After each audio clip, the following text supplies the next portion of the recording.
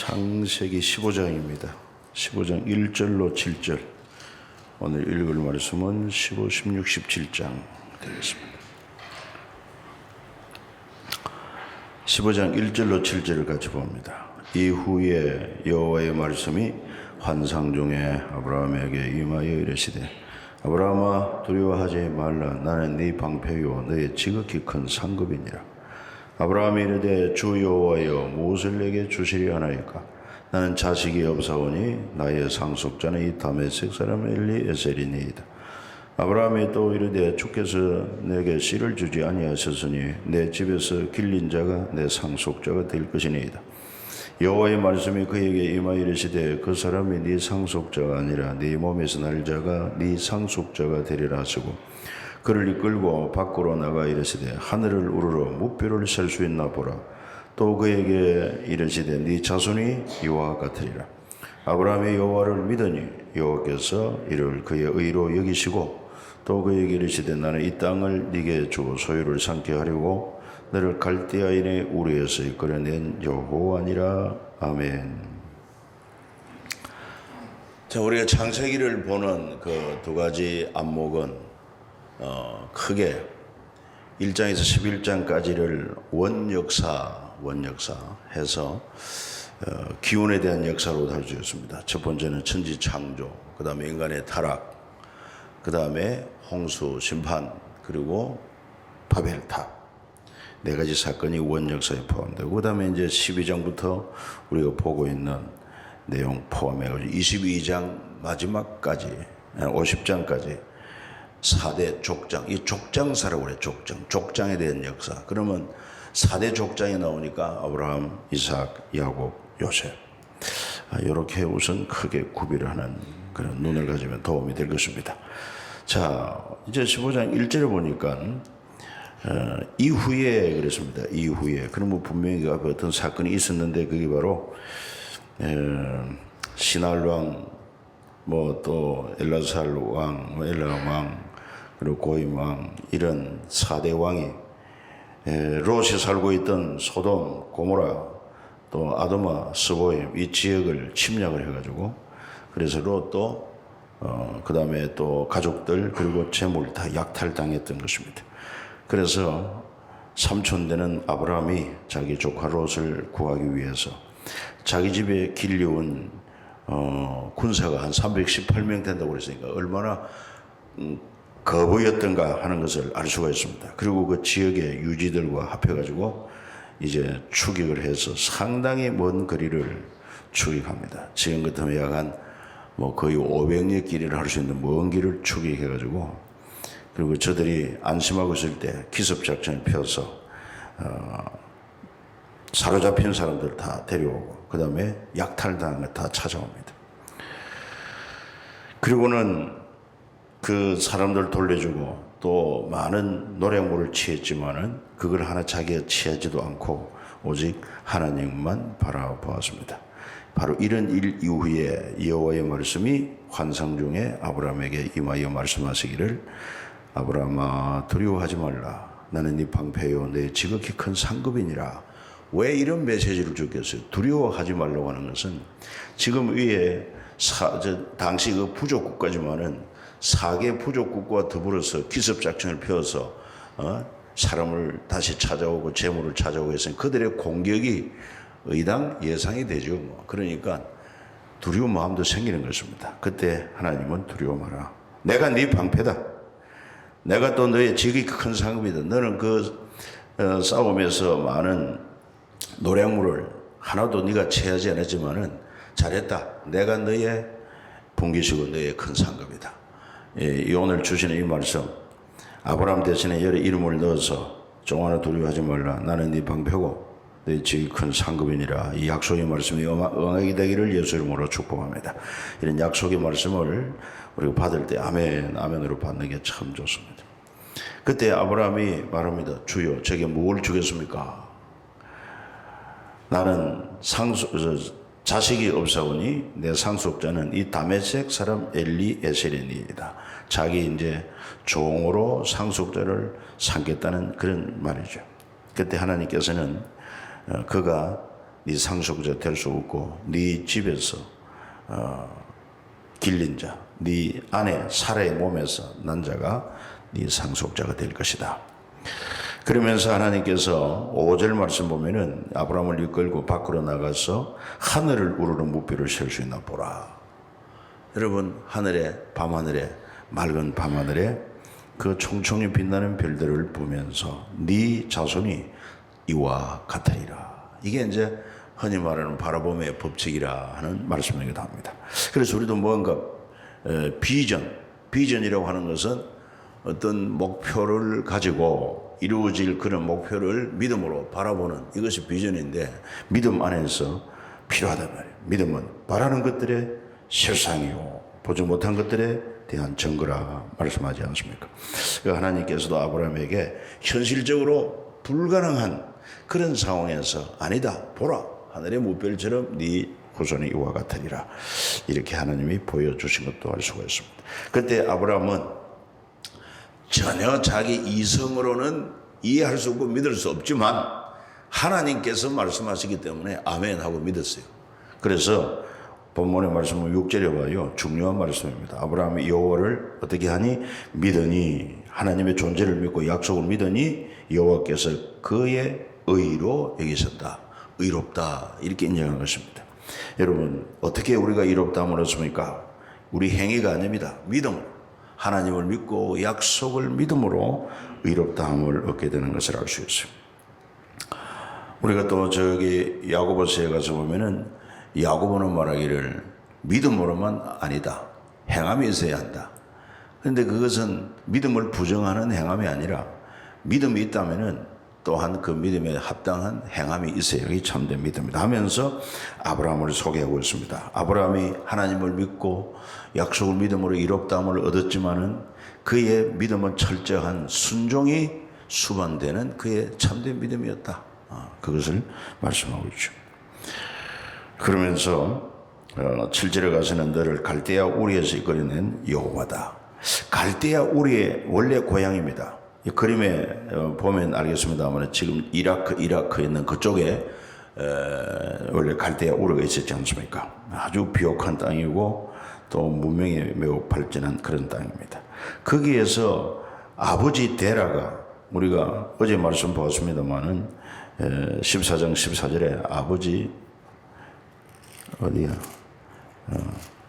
그 데라가 자녀를 이끌고 나왔던 것을 볼 수가 있습니다. 나왔는데 하란에서 실제로 하나님께 부름받은 지역은 어디냐면 한창 위로 올라와서 하란에 거하다가, 그래서 75세가 되었을 때 부름받은 것을 알 수 있습니다. 그러나 일찍이 그 아버지 데라 마음을 움직였던지 그 갈대아 우르 우상을 숭배하는 도시에서 떠나게 하신 그분이 누구냐? 하나님이시라는 것입니다.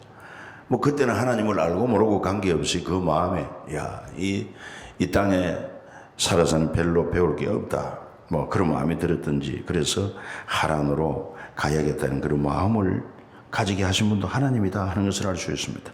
하나님은 우리로 하여금 소원을 가지고 행하게 하신다, 그렇게 우리를 인도하시기도 한다는 것입니다. 뭐 하기 위해서 이끌어내셨느냐? 바로 이 땅을 네게 주어 소유를 삼게 하려고, 그리고 또한 모든 민족이 너로 인하여 복을 받게 하기 위하여 너를 내가 불렀다, 그 말씀인 것이죠.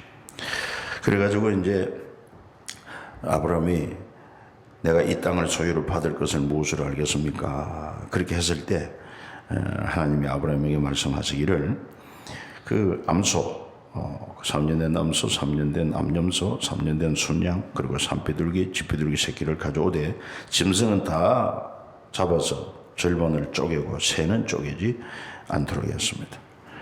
그런데 하나님께서 아마톤 그 환상 중에 13절에 보면은 아브라함에게 이르시되 너는 반드시 알라. 네 자손이 이방에서 계기되어 그들을 섬기고 그들은 400년 동안 이 자손을 괴롭게 하니 그들이 섬기는 나라를 내가 징벌할지며 그 후에 네 자손이 큰 재물을 이끌고 나오리라, 이런 말씀을 합니다. 400년 후에, 그리고 네 자손은 4대 만에 이 땅으로 돌아온다. 왜 그러면 하나님께서 그렇게 하셨느냐? 그 이유를 16절에 보면 이는 아모리 족속의 제약이 아직 가득 차지 아니함이니라. 그 가나안 땅에 사는 족속들이 아모리 족속들인데 하나님이 그 땅을 주겠다고 했지만 그러나 아직은 아니다. 이 땅에 거하는 족속들의 제약이 가득 차게 되면은 그때 가서 저들을 내가 내치고 너와 너 후손들에게 이 땅을 주겠다. 그렇게 말씀을 하시고, 그래서 그 언약, 그렇게 말씀하신 약속을 이루겠다는 확실한 증거로 바로 짐승을 쪼개고 아브라함은 잠들게 하고 하나님은 횃불의 모양으로 쪼갠 짐승 사이로 지나갑니다. 그게 중동 지역의 언약의 방식이었는데 뭘 의미하느냐? 그래서 두 사람이 당사자 계약을 하지 않습니까? 그럼 우리가 이 계약을 어기면은 이 짐승을 쪼개놓고 지나간 후에 누군가 계약을 어긴 사람을 짐승처럼 쪼개질 것이다. 그렇게 아주 엄중한 계약 방식이 바로 짐승을 쪼개고 그 사이로 지나가는데, 근데 사실 아브라함은 그 하나님과의 언약을 온전히 지킬 만한 그런 의지가 또 부족하지, 연약하지 않습니까? 그래서 하나님만 지나갔다 하는 것입니다. 그만큼 하나님은 확실하게 언약을 이루어 주시겠다고 하는 것을 그 당시 풍속을 통해서도 보여준 것을 알 수가 있습니다. 그리고 이제 16장에 가서 보면은 여전히 아브라함에게 자식이 없습니다. 그래서 그 아내 사라가 아브라함에게 요청하기를 내 몸종 하갈이 있으니 그를 취하여 자식을 낳아서 내 품에 안겨도 좋다. 그래가지고 또 아브라함은 순순히 아내의 제안을 받아들여가지고 젊은 사라의 몸종을 취해서 아들을 낳습니다. 그 이름이 이스마엘 아닙니까? 그랬더니만 처음은 좋았습니다만은 이 몸종이 아들을 낳고 나서부터 이제 여주인 사리를 멸시합니다. 말을 잘 듣지 않고 고자세를 보이고 멸시를 하니까 너무 사리가 속이 상해서 남편 아브라함에게 막 그냥 불평을 하죠. 바가지를 끌죠. 그랬더니만 아브라함은 그야 당신 종이니까 당신의 마음대로 하고 싶은 대로 하라. 그랬더니만 사례가 그를 내쫓았습니다. 아들하고 함께 내쫓았단 말이에요. 그러나 하나님께서 그들을 불쌍히 여겨 만나 주시고 쫓겨난 곳이 지금에 보면은 그 유대 땅 저 남쪽에 네거브 사막 지역입니다. 그리 쫓겨나서 물도 마시지 못해서 죽을 것 같으니까 하나님께 부르짖었는데 그때 하나님이 나타나셔서 약속을 합니다. 내가 네 아들을 통해서도 크게 번성케 하겠다. 그리고 아들 이름을 이스마엘이라 하라. 이름까지 이제 주면서, 그래서 13절에 보면은 하갈이 그 하나님을 만난 후에 이렇게 말합니다. 13절 하갈이 자기에게 이르신 여호와의 이름을 나를 살피시는 하나님이라 해서 이는 내가 어떻게 여기서 나를 살피시는 하나님을 배웠는가 함이라. 그래서 그 셈 이름을 부엘라 헤로이라 그렇게 불렀다 이 말이죠. 부엘라 헤로이. 하나님은 이런 자를 또 불쌍히 긍휼히 여기시는 하나님이신 것도 우리에게서 알 수가 있습니다. 그래서 하갈을 통해서 이스마엘을 낳았을 때 아브라함 나이가 몇 살이냐? 16절에 보면은 86세였습니다. 그러니까 75세에 부름받아가지고 10년이 지나서 약속이 없으니까 약간 이렇게 곁길로 간 것을 알 수가 있어요. 그리고 17장에 가서 보면은 아브라함이 몇 살 때입니까? 아브라함이 99세 때. 그러면 86세 이스마엘을 놓고 99세가 되면 몇 년이 지납니까? 13년이 경과하게 됩니다. 왜 그동안 하나님이 13년 동안은 아무 말씀이 없었을까? 사실 아브라함의 잠시 동안이지만은 불신앙 행위에 대한 하나님의 징계, 섭섭함이라고도 할 수 있습니다. 하나님을 온전히 믿어야 하는데 그렇지 못하고 인간적인 생각을 하고 인간적인 방식을 취했다는 것입니다. 그래서 17장에 이제 99세 13년 후에 나타나셔서 하나님께서 아브라함에게 하신 말씀이 뭡니까? 1절에 나는 전능한 하나님이라. 너는 내 앞에서 행하여 완전하라. 나는 전능한 하나님이라. 너는 내 앞에서 행하여 완전하라. 하나님께서 이렇게 나타나신, 이렇게 말씀하신 의도를 알겠죠? 너는 나를 어느 정도로 믿고 있느냐? 사람이 할 수 있다면 하고 사람이 못할 것은 못하는 그런 하나님으로 믿느냐? 아니라는 것입니다. 전능한 하나님, 능치 못함이 없으신 하나님. 없는 데서 있게 하시고 죽은 자도 살리시는 하나님이라고 하는 것을 그때 더욱더 아브라함의 믿음은 견고하게 되는 것을 알 수 있습니다. 아브라함이 처음부터 날 때부터 믿음이 좋은 사람이 아니었습니다. 하나님께서 그에게 은혜를 베풀어 주시고 때를 따라 의심이 생기면 하늘의 무뼈를 바라보게 하고 만나 주시고 네 후손은 이와 같으리라 말씀을 주시니까 또 흔들리던 믿음이 견고해지고, 그나마 또 한 10여 년 이상 지나갔을 때도 자식이 없을 때 그 아내 사례의 말을 받아들이고 또 곁길로 갔지만은 하나님은 또다시 나타나셔서 말씀하시기를 나는 전능한 하나님이다. 이렇게 하나님을 말씀을 듣고 하나님을 만나고 할 때 믿음이 견고해지는 줄 믿으시길 바랍니다.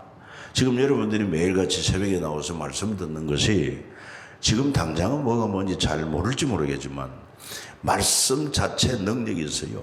지난 주일 말씀에도 바울이 내가 너희를 주와 그리고 그의 말씀에 부탁한다.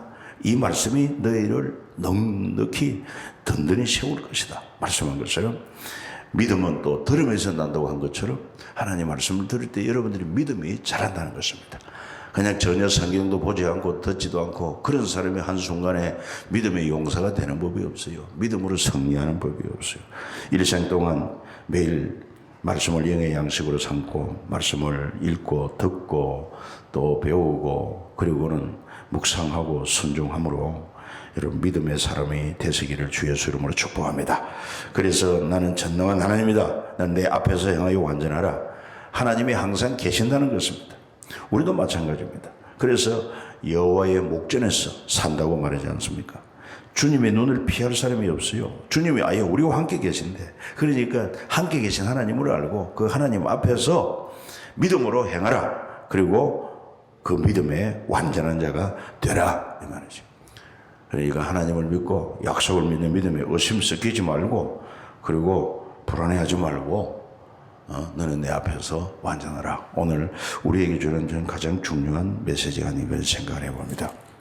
그러면서 내가 내 언약을 나와 너 사이에 두고 너를 크게 번성하게 하겠다. 그래서 너는 열국의 아버지가 될 것이다. 여러 민족의 아버지가 된다.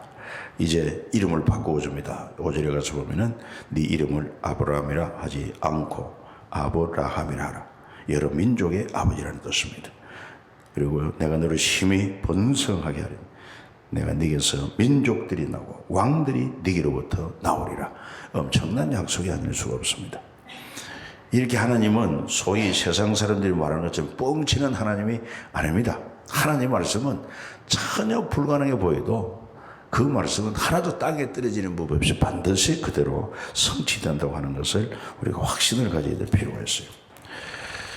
그래서 그 영원한 언약으로 이제 나와 너와 네 후손들이 하나님과 맺을 영원한 언약으로 내가 반드시 네 후손을 이렇게 번성케 하고 이 땅을 네게 줄 것인즉 영원한 언약을 맺겠다.